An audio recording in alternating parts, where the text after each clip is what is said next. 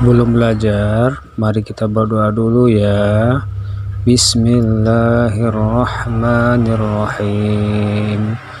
Rabbi zidni ilma warzuqni fahma wa amalan soliha walhamdulillahi rabbil alamin.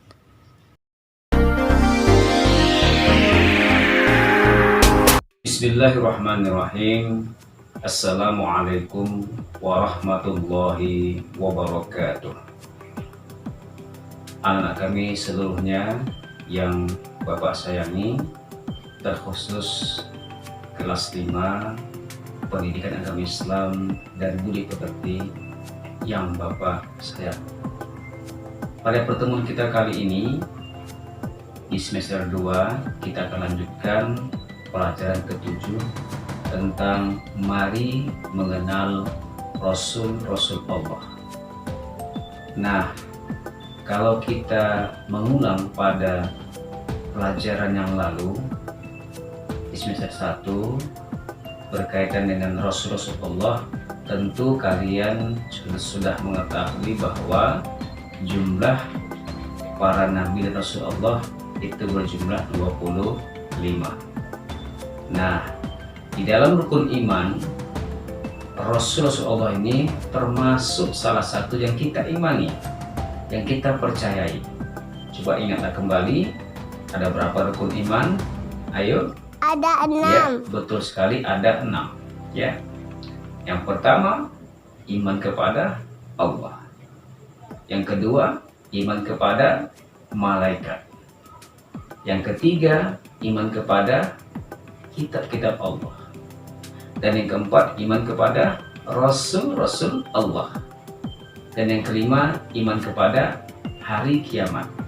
Dan terakhir yang keenam adalah iman kepada qada dan qadar, atau beriman kepada takdir Allah, baik itu takdir yang baik maupun takdir yang buruk.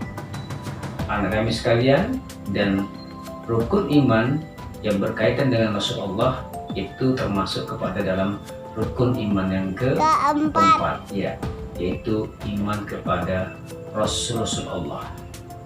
Baiklah anak kami, selanjutnya kita akan pahami pada pembahasan kali ini. Bapak akan menerangkan berkaitan nanti semuanya dengan Rasulullah. Tentu yang paling pertama, yang paling penting, kita harus mengetahui makna dari Rasulullah itu apa. Nah, kemudian kita akan memahami tentang apa sih tugas dan sifat-sifat wajib yang memang dimiliki oleh para Rasulullah. Dan tentu harus kalian ingat, sifat wajib Rasulullah memang sifat yang ada dalam diri para Rasul, dan tidak mungkin dan mustahil sifat wajib itu tidak mungkin tidak ada pada diri Rasul. Semuanya mungkin. Yang mengatakan tidak mungkin itu adalah orang-orang yang tentu tidak beriman kepada para Rasul Allah. Nanti di sini Bapak akan jelaskan Perbedaan antara sifat wajib Rasul Allah dengan sifat mustahil Rasul Allah. Selanjutnya, setelah nanti kita mengetahui tentang sifat wajib Rasul, maka tentu dari sifat wajib Rasul tersebut nanti kita akan mencontoh dalam kehidupan kita sehari-hari, yaitu berkaitan dengan sifat wajib Rasulullah. Nah, selanjutnya kami sekalian, kita akan mengenal tentang Rasul Ulul Azmi. Nah, dari yang 25 Nabi dan Rasul Allah, tentu yang mendapatkan gelar dari Allah, yang diberikan gelar julukan adalah Ulul Azmi, tidak semuanya. Nah, nanti di sini kamu menjelaskan siapa saja sih para Nabi dan Rasul Allah yang mendapatkan gelar Ulul Azmi. Nanti akan Bapak jelaskan. Nah, kemudian nanti kita bisa juga contoh sikap terpuji tentu berkaitan dengan para Rasul Ulul Azmi. Nah, Mudah-mudahan nanti dengan pembelajaran kita kali ini yang Bapak sampaikan ini bisa kalian mudah untuk memahaminya, dan tentunya kalian dapat nanti bisa mencontoh daripada sikap terpuji para Rasulullah. Baik anak kami sekalian, selanjutnya kita akan masuk kepada pembahasan yang pertama. Nah, baik anak kami sekalian, untuk yang pertama kita akan mengenal tentang makna Rasulullah. Nah, kalau Rasul itu sendiri artinya adalah utusan. Nah, kalau kita gabungkan, Rasul Allah berarti utusan Allah. Nah, kalau makna daripada Rasulullah harus kita pahami juga bahwa Rasul Allah itu adalah Rasul yang telah mendapatkan wahyu dari Allah.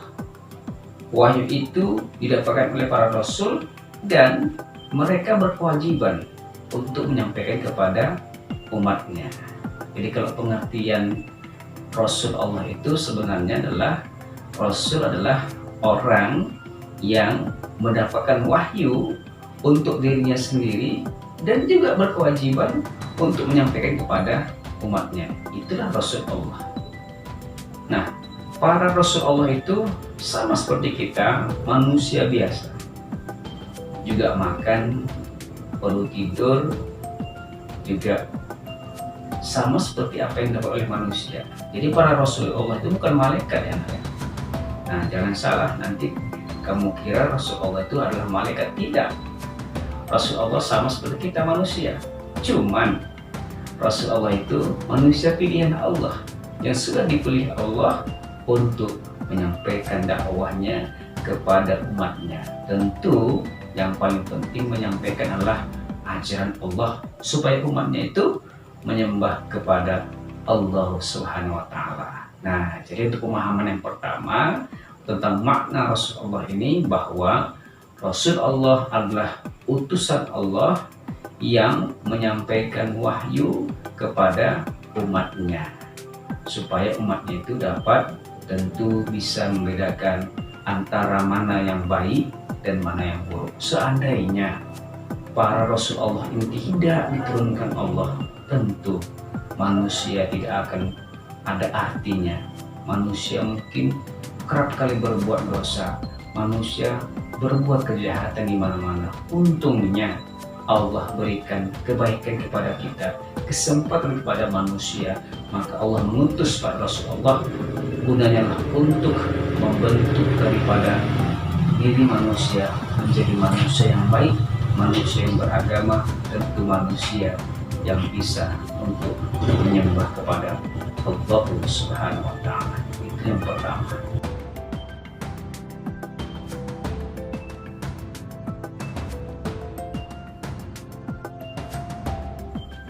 Baik anak-anak kami sekalian, kita lanjutkan yang kedua, pembahasan yang kedua, yaitu tentang tugas dan sifat wajib Rasulullah.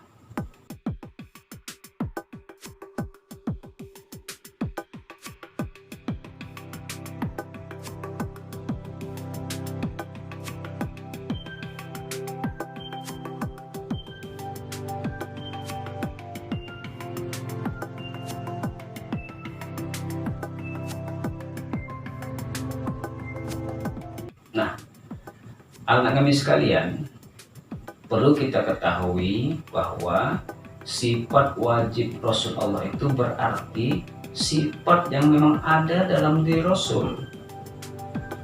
Karena Rasul Allah adalah manusia pilihan Allah dan memang sudah dibentuk dirinya untuk memiliki sifat wajib ini. Apa itu yang pertama? Yang pertama adalah sifat siddiq. Siddiq artinya benar, jujur. Perkataan, segala perkataan Rasulullah, perbuatan Rasulullah semuanya adalah benar, tidak ada yang bohong sedikit pun. Maka pantaslah bahwa Rasulullah memiliki sifat wajib ini yaitu siddiq. Seandainya kalau Rasulullah itu berbohong, tentulah apa yang disampaikan itu menjadi sia-sia. Tapi bahwa kita imani apa yang disampaikan oleh para Rasulullah itu semuanya benar adanya, karena Allah langsung menurunkan wahyunya, firman-Nya, perkataan Allah yang turun kepada malaikat Jibril, dan malaikat Jibril menyampaikan pada Rasulullah, dan ketika Rasulullah menerimanya, dia pahami untuk dirinya dan juga disampaikan juga kepada umatnya. Jadi sifat yang pertama adalah siddiq, artinya benar. Berikutnya adalah yang kedua adalah amanah. Nah, amanah ini artinya adalah dapat dipercaya. Jadi segala apa yang diamanahkan Allah kepada para Rasul Allah, segala apa yang dipercayakan oleh Allah kepada Rasulnya adalah Rasul Allah menerimanya dan mengemban tugas tentunya amanah yang disampaikan Allah kepada para Rasul Allah untuk disampaikan kepada umatnya. Jadi para Rasul Allah semuanya amanah, tidak ada yang berkhianat, tidak ada yang ingkar janji, ya. Jadi para Rasul Allah itu sifat yang kedua adalah amanah, dapat dipercaya. Berikutnya yang ketiga adalah sifat wajibnya adalah tabligh. Tabligh ini artinya menyampaikan. Ketika para Rasul Allah mendapatkan wahyu dari Allah melalui perantaraan malaikat Jibril, ketika dapat wahyu Allah itu, maka para Rasul Allah langsung menyampaikan wahyu Allah tersebut kepada umatnya. Tidak pernah para Rasul Allah itu menyembunyikan ayat-ayat Allah. Tidak pernah para Rasul Allah itu korupsi dengan ayat-ayat Allah. Contoh misalnya, Rasul ada punya pikiran untuk ketika ayat Allah turun, maka Rasul ketika lihat ayat itu bagus, baik, disimpan oleh Rasulullah, nggak disampaikan pada umatnya, itu tidak mungkin. Jadi ketika firman Allah itu turun, wahyu Allah itu turun, para Rasulullah menyegerakan untuk menyampaikan kepada umatnya. Jadi tidak mungkin para Rasulullah menyembunyikan ayat-ayat Allah. Semua apa yang disampaikan oleh Allah, semuanya disampaikan kepada umatnya. Berikutnya yang keempat, yaitu sifat fatonah. Fatonah ini sendiri artinya adalah cerdas, bijaksana, pandai. Anak-anak kami sekalian, para Rasul Allah itu semuanya cerdas, bijaksana, pandai. Bahkan dengan kebijaksanaannya tersebut, dengan kepandaian kepintaran tersebut, maka setiap apa yang disampaikan oleh Rasulullah kepada umatnya, semuanya dapat diterima oleh umatnya. Walaupun ada umat yang membangkang, tetapi para Rasulullah tetap tegar menyampaikan, tetap sabar menyampaikan ajaran Allah, menyampaikan wahyu Allah kepada umatnya dengan bijaksana, dengan penuh pertimbangan yang baik. Maka Rasulullah semua adalah cerdas. Tidak ada Rasulullah itu yang bodoh, tidak ada Rasulullah itu yang tidak pandai, tidak bijaksana, tidak bisa menyelesaikan sesuatu. Tidak ada, semuanya bijaksana, pintar. Maka sifat wajib yang keempat ini adalah sifat fatonah yang memang ada pada dalam diri Rasulullah. Baik anak kami sekalian, untuk selanjutnya adalah kita pahami dulu perbedaan ataupun perbandingan antara sifat wajib dan sifat mustahil Rasulullah. Nah, sifat wajib berarti sifat yang dimiliki oleh Rasulullah. Sifat mustahil berarti sifat yang tidak mungkin dimiliki oleh Rasulullah, bahkan itu tidak akan pernah terjadi. Jadi sifat wajib yang pertama adalah siddiq. Nah, sifat mustahilnya adalah yang tidak mungkin ya, itu adalah kizib. Siddiq artinya benar, kizib artinya dusta, bohong. Sifat wajib yang ada pada diri Rasulullah yaitu siddiq itu adalah benar, berarti benar segala ucapan maupun perbuatannya, tetapi tidak mungkin sifat mustahil Rasulullah ini ada pada dalam diri Rasulullah, yaitu kizib, yaitu dusta atau bohong, tidak mungkin. Nah, jadi sudah dijelaskan di antara sifat wajib yaitu siddiq dan sifat mustahil yaitu kizib. Ini sudah jelas perbandingannya kan. Nah, jadi kalau yang wajib itu memang sudah ada pada diri Rasulullah, kalau yang mustahil itu tidak mungkin. Jadi lawan dari kizib adalah siddiq ya. Kizib dusta, siddiq artinya benar. Itu yang pertama.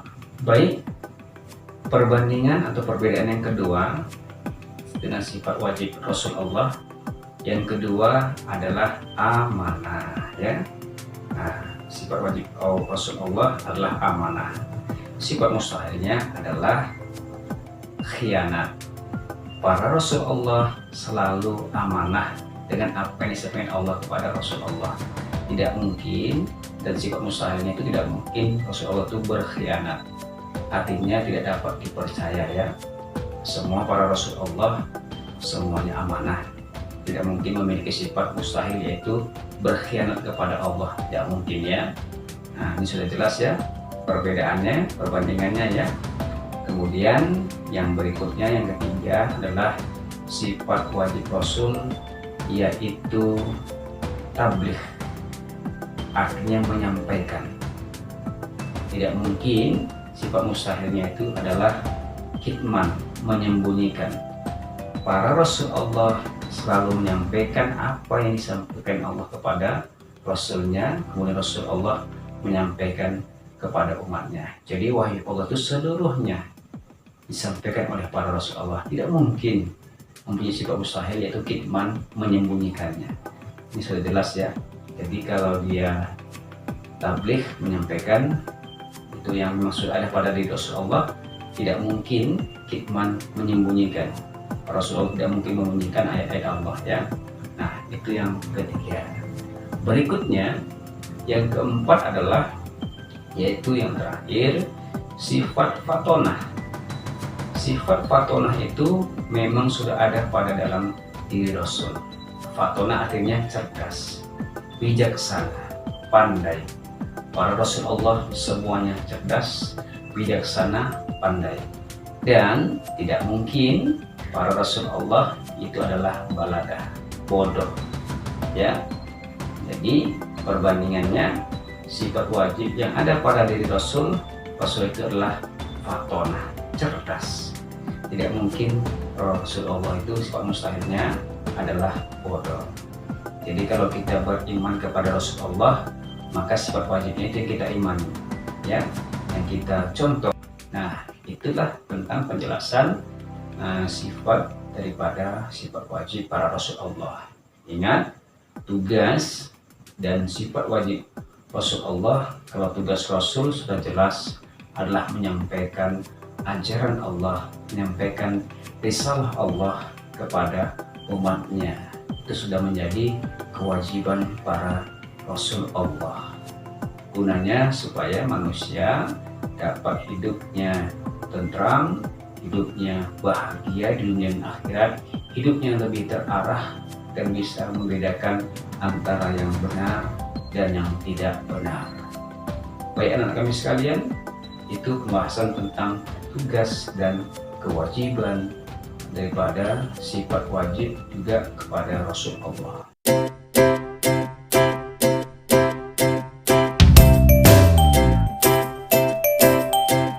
Baik anak kami sekalian, itulah pembahasan tentang tugas dan sifat wajib Rasulullah. Selanjutnya kita akan melanjutkan pembahasan berikutnya adalah tentang Rasul-Rasul Ulul Azmi. Nah, ini pembahasan yang lebih menarik ini. Kenapa? Karena dari 25 Nabi dan Rasul yang sudah dipilih oleh Allah yang kita pahami, tapi cuma 5 saja yang mendapatkan gelar, yaitu gelarnya diberikan Allah adalah ulul azmi, ya, ulul azmi. Kalau kita jabarkan pengertiannya, kalau dia ulu ya artinya itu adalah memiliki, mempunyai. Kalau dia azmi berarti artinya adalah kemauan yang kuat, tekad yang kuat. Nah, jadi Rasul ulul azmi artinya adalah Rasul yang memiliki kesabaran yang kuat dalam menghadapi berbagai rintangan selama menyampaikan ajaran Allah kepada umatnya.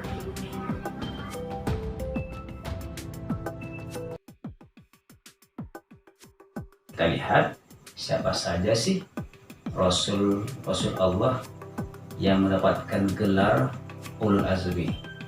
Dari 25 Nabi dan Rasul, tapi cuma 5 saja yang mendapatkan gelar ulul azmi. Baik, kita lihat yang pertama. Yang pertama adalah Nabi Nuh alaihissalam. Kenapa Nabi Nuh alaihissalam bisa mendapatkan gelar ulul azmi? Nah, ternyata berbagai cobaan, rintangan yang dihadapi oleh Nabi Nuh sungguh luar biasa. Bayangkan saja, Nabi Nuh itu hidupnya hampir 1000 tahun. Berlama beliau berdakwah, sampai ratusan tahun beliau berdakwah, tapi cuma sedikit umat yang mau mengikuti ajakan daripada Nabi Nuh alaihissalam untuk menyembah Allah. Apakah Nabi Nuh putus asa? Tidak. Nabi Nuh tetap sabar, tabah, tetap meninggalkan ajaran Allah walaupun umatnya sedikit. Itu yang dihadapi oleh Nabi Nuh. Sampai-sampai pun yang buat sedih adalah anaknya sendiri, yaitu Kan'an, tidak mau menyembah daripada Allah Subhanahu wa Ta'ala. Dia ingkari ayahnya sendiri, dia ingkari Allah, gak mau dia menyembah Allah. Lantas bagaimana Nabi Nuh sikapnya? Apakah Nabi Nuh putus asa? Tidak. Nabi Nuh tetap sabar dan tabah menghadapinya. Sampai-sampai ketika Allah memberikan, yaitu bala bencana, memberikan azab berupa banjir bandang yang sungguh luar biasa. Ketika itu Nabi Nuh di atas kapal bersama umat yang beriman. Nabi Nuh dari kejauhan melihat anaknya yang tertatih-tatih untuk menyelamatkan dirinya dari banjir tersebut. Nabi Nuh tetap memanggilnya. Tapi apa yang terjadi? Anaknya tidak mau mendengarkan ajakan Allah. Kenapa? Karena hatinya sudah tertutup untuk menyembah Allah, sehingga anaknya meninggal hanyut dibawa oleh banjir bandang tersebut. Anak kami sekalian, itulah memang benar, pantaslah jika Nabi Nuh alaihissalam yang mendapatkan gelar ulul azmi. Berikutnya adalah yang kedua, Nabi Ibrahim alaihissalam. Nabi Ibrahim alaihissalam hidup pada zaman Raja Namrud. Ayah Nabi Ibrahim bernama Azar, pembuat patung berhala. Ayahnya membuat patung untuk pujaan yang disembah oleh Raja Namrud beserta rakyatnya pada saat itu menyembah patung. Nah, Nabi Ibrahim dari sini mendapatkan cobaan dari ayahnya, juga termasuk ketika Nabi Ibrahim menyampaikan ajakan supaya menyembah Allah, tapi Nabi Ibrahim ditolak oleh ayahnya sendiri. Ini cobaan yang pertama yang dihadapi Nabi Ibrahim.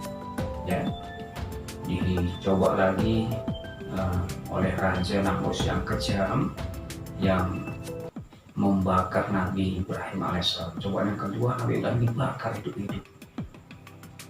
Lantas ketika Nabi Ibrahim dibakar, apakah Nabi Ibrahim meninggal? Tidak. Di sini Allah berikan mukjizatnya kepada Ibrahim.